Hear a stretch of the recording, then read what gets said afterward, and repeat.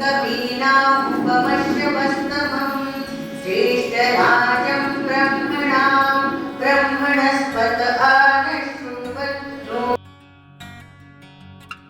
पितृभ्यां नमः। श्री नारद महर्षे नमः। श्री सूर्यकोटि समप्रभ निर्विघ्नं कुरु मे देव सर्वकार्येषु सर्वदा। गुरुर्ब्रह्मा गुरुर्विष्णु गुरुर्देवो महेश्वरा गुरुसाक्षात् परब्रह्म तस्मै श्री गुरवे नमः। आता अभिनववाक्विलासिनी चेचातुर्यातकलाकामिनी ते श्री शारदा विश्वमोहिनी नमिनी। मंगले मंगलाय धारे मांगल्ये मंगलप्रदे मंगलार्थ मंगलेशे मंगलं देहि मे भवे। नागेन्द्रहाराय त्रिलोचनाय भस्मांगरागाय महेश्वराय नित्याय शुद्धाय दिगंबराय तस्मै नकाराय नमः शिवाय। पण त्यांची जगत तिच्यावर पडली आणि त्यांनी दिवसाचा रात्र करून तिच्या पोटी 12 वर्षाचे म्हणजे 12 वर्षाच्या मुलाची अक्कल बुद्धी असलेले व्यास जन्माला आले. त्यांना कृष्ण द्वैपायन असं म्हणतात. कृष्णाचा विष्णूचाच अवतार आहे ते. अव्यतून असतो विष्णू असं म्हणतात. त्या रात्री परंतु ते विष्णू आहेत. त्यांना तिसरा डोळा नाही परंतु ते शंकर आहेत आणि त्यांच्यामध्ये सृष्टी निर्माण करायची पण सृष्टी ही घडवण्याची शक्ती व्यासाच्या शब्दात आहे म्हणून त्यांना ब्रह्मा विष्णू गुरुर्ब्रह्मा गुरुर्विष्णू गुरुर्देव महेश्वरा आपण तो व्यास पौर्णिमेला तुम्ही जो मंत्र म्हणा तो सिद्ध होतो. कालकी नावाच्या गावाला त्यांचा जन्म झाला व्यासांचा.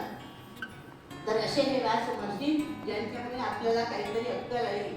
जर तुम्हाला तुम्ही स्वतःला विद्वान म्हणते म्हणून तसा तुम्हाला व्यासांचं साहित्य वाचावंच लागेल. विद्वानां भागवतां परीक्षा असं म्हटलं. जो विद्वान आहे त्याची परीक्षा कशी घेतात तर भागवताचं पुस्तक ठेवतात त्याच्यावरती उत्पत्ती घालतात. त्याच्यामध्ये जे पान आलं त्याच्यावर चर्चा करायला लावतात. त्याला विद्वान म्हणतात. आता सांगा आपण विद्वान आहो का? आहे की आपल्या इतर आहे का? आपल्याला अधिकार आहे का? हा अधिकार केवळ फक्त त्याच्या कृपेने आपल्याला प्राप्त होत असतो. आपण तेवढे विद्वान नाही. तर अशा प्रकारे व्यास महर्षी आणि विदुर ज्यांच्यामुळे आपल्याला भरपूर प्रकारे हाऊ टू लाईफ कशा प्रकारे जगायचं समजलं असे हे मोठे मोठे व्यक्तिचित्र आपण आपल्या जीवनामध्ये त्यांचा अभ्यास केला पाहिजे. थोर महात्मे होऊन गेले चरित्र त्यांचे पहा करा. आपण त्यांच्या समान व्हावे हा कसा आपण बोध करा. हा जो दिसला तिथे अत्यंत राजकुमार वंदनाचा पुतळा आणि त्याला महार करायला गेली. चंद्र तिचा भाऊ सगळ्या गोष्टी चंद्राची उपमा. आम्हाला शाळेमध्ये आम्ही शिकवत होतो मुलांना मराठीमध्ये अलंकार. सीतेचे मुख चंद्रासारखे सुंदर आहे. आता सीताच एवढी सुंदर आहे ते चंद्राची उपमा केला पण आता दुसरी उपमा आहे ना म्हणून दिली. सीतेचे मुख चंद्रासारखे सुंदर आहे. उपमा अलंकार. सीतेचे मुख दमकाय चंद्र. उत्प्रेक्षा अलंकार. सीतेचा मुख चंद्र. रूपक अलंकार. सीतेचे मुख चंद्राहून सुंदर आहे. अपयुक्ती अलंकार. सीतेचे मुख सीतेसारखे सुंदर आहे. आनंद अलंकार. एकाच वाक्यामध्ये सगळे अलंकार. ताशी ती सुंदर पाहिली आणि माझी बहीण सुंदर त्याला लागलो होता कारण तो सुंदर होता ना चंद्र. ती बहीण पण सुंदर आहे आणि तो विष्णूकडे चंद्र माझ्या बहिणीपेक्षा सुंदर आहे. चांद आहे भरेगा फूल दिल थांबले. चांद आहे भरेगा फूल दिल थांबले.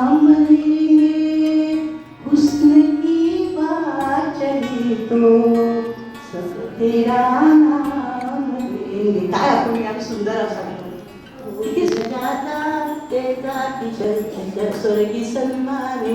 धर्मांगद नावाचा राजा होता आणि रुक्मांगद नावाचा राजा होता आणि तो एकादशीचं व्रत करायचा.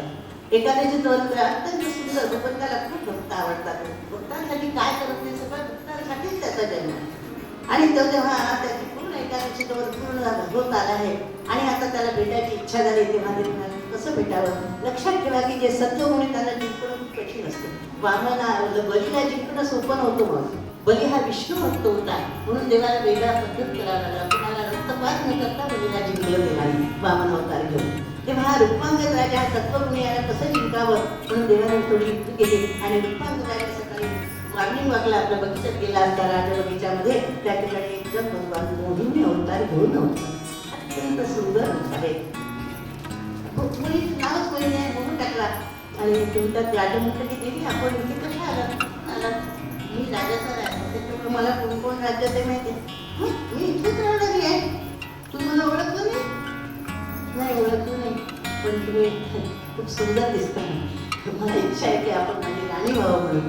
राणी तुमची जगातली राणी आहे. मला काय करते हे पण माझी इच्छा आहे. काय येतं ते मला पण तुम्ही आवडते करू लग्न आपण. ज्या दिवशी माझ्या मनात सगळे वीर म्हणतो तसं शंतनू राजाला माझ्या विरुद्ध ज्या दिवशी होईल त्या दिवशी काही बोलला साताऱ्याला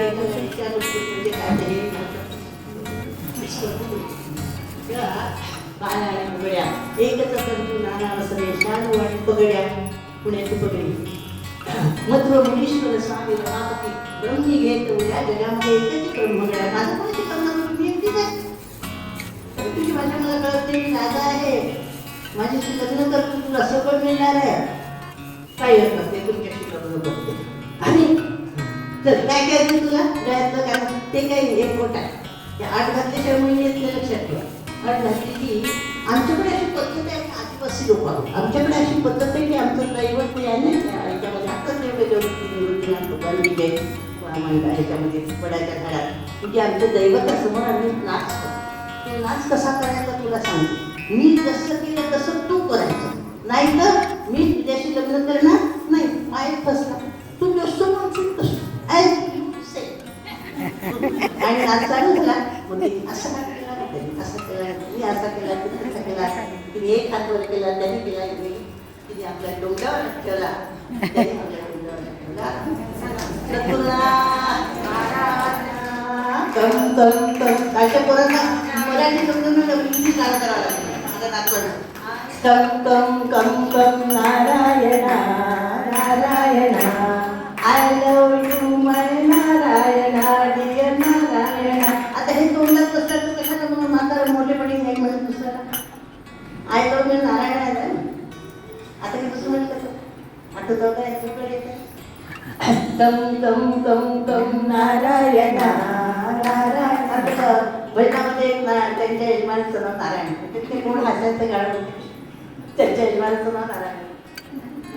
कम come come come Narayana Narayana I love you my Narayana dear Narayana स्वामी नारायणा प्रभू Narayana Hari Narayana.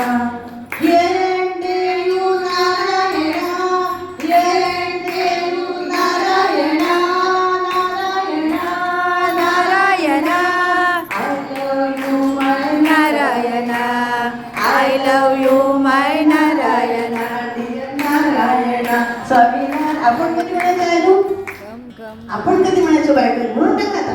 I love you my Narayana dear Narayana स्वामी Narayana come come come come Narayana Narayana I love you my Narayana dear Narayana स्वामी नारायणा प्रभू Narayan. How you great my Narayana. सिरकल आपण तो जगदात माझा शांत त्याचं काय आहे here and there you Narayana Narayana how you great my Narayana Narayana how you sweet my Narayana how you sweet my Narayana dear Narayana Hari Narayana प्रभू नारायणा. कम कम कम कम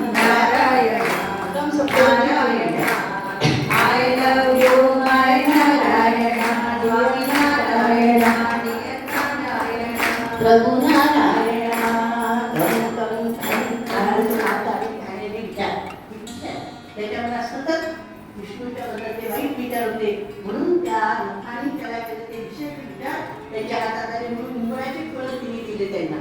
ते ऐकले असेल तर खातं त्याच्या मुलाच्या फळात ते नको घातले, त्याच्यात ते विषय वेगळं असं म्हणतात. म्हणून उंबराचं फळ फोडून खायचं नसतं, ते पूर्ण जर खाल्लं तर ते अमृत होते, नाही ते उकळलं तरी किती म्हणतात सत्पुरुष काय करतात ते उंबराचं झाड. आमच्या लहानपणी गोष्ट होती, माझ्या जर का शहाणा होता त्यामुळे देवाला काय अक्कल आहे म्हणे, देवाचे अक्कल काढतात, त्याचं काही चुकलं नाही. म्हणून देवाला काय अक्कल आहे म्हणे, ओढून तो शेप घेतला म्हणे, त्याच्यात ते काशी फळं लागले मोठे मोठे, टरबूज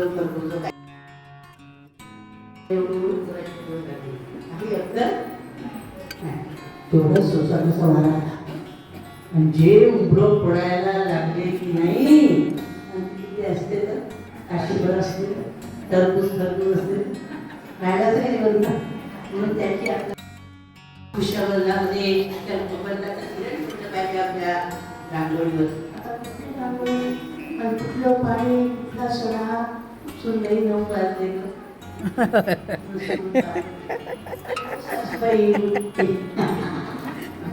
सद्गुरुनाथ महाराज सडायला नाही नऊ वाजता ते किंवा जुट्ट बोलूया, कोणी सांगायचं नाही आपल्या सुनेला गाणे, आम्ही पण सुनावू.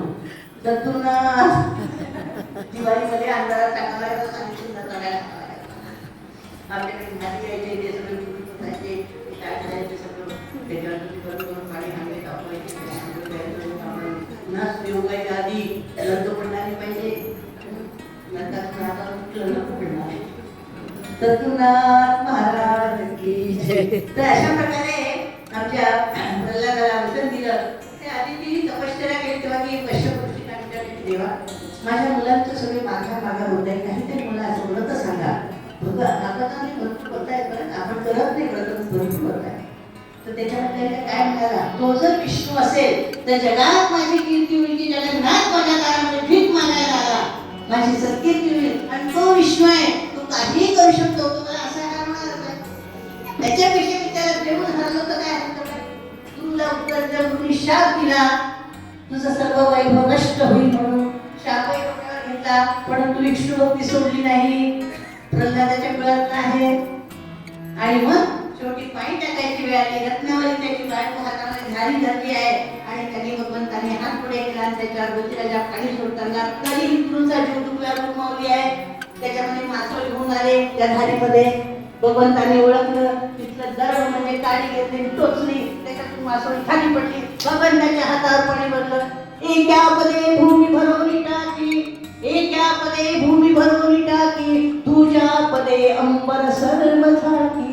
तिसरं म्हणून आता कुठे करायचं, अहंकार मी राजा, मी सम्राट, मी चक्रवर्ती, इजे बलीचे श्रीयोगी पाताळ सिंहासनी बैसविले. पण भक्त आहे, त्याला मारून नाही टाकलं, त्याला खालचं सिंहासन दिलं. त्याची भक्ती अत्यंत भक्ती आहे. त्याची बलिराजाची 100 यज्ञ चालू, त्याचं फळ त्याला दिलं. तो आता इंद्र नाही झाला, परंतु आमचे दास म्हणून महाराज गंजानमाच्या पोथी म्हणतात, या मन्वंतरानंतर बलीचाय होणारा देवांचा राजराजेश्वर देवा तुझ्या बलाने 14 अध्याय पढून त्याची कथा आहे. कोटी बैरी समा यद्यपि परम सनेही जाते. अरे त्याचे त्याला रामसीता आवडत नाही, ते कोटी बैऱ्यासारखे तुमचे स्फुट्ट असो, तुमचं नागवा असो, तुमचं काही असो. उदाहरण दिले आहे, भरतानी आई सोडली, माता न तू बैरिणी, माता न तू बैरिणी, अश्वपतीची न वैस कन्या न वैस माझी माय, तर माताच्या वंशी कुत्यारी पदे नांदे काय, बदनाथांचा करील मुढे पतिव्रता का कुणी, माता न तू बैरिणी. भरतानी आपली आई सोडली, विभीषणाने भाऊ सोडले, राज्यप्राप्ती झाली. गोपिकांनी प्राणप्रिय नवरी सोडून आल्या, भगवंताची प्राप्ती झाली. प्रल्हादाने बाप सोडला, टेकमे जुटलं बोलली. तुलसीदास म्हणतात, मी नाही म्हणतो. याला भगवंताला लक्षात घ्या की तुमचं आयुष्य हे भक्तांच्या संतांच्या सहवास जावं. संत डोळ्याने दिसत नाही, संत काहीच आहे जगामध्ये, कारण आहे ते सगळे पोट भरू आहे. 4 कोटी 14 कोटीचे भागवत सप्ताह असतात. मग संत दिसत नाही, पण संतांचं साहित्य तुमचं मार्गदर्शन. म्हणून संत साहित्य ज्ञानेश्वरी पोटाशी धरा, दासबोध पोटाशी धरा, गाथा पोटाशी धरा. जे तुमचे मायबाप आहे दिसतात ते मायबापचे मुलं बाळ तुमचे नाही आहे, जे तुम्हाला वृद्धाश्रम म्हणतात. लक्षात घ्या, कोणाला करायचं त्याला विवेक बुद्धी म्हणतात. म्हणून कधीही संतांची संगत म्हणजे संत साहित्याची संगत सोडू नका. आमच्या भजनामध्ये 365 दिवस संत संगत असते, त्याच्यामुळे लोकांचे दुखणे सुद्धा निघून गेलेले आहे. सद्गुरुनाथ महाराज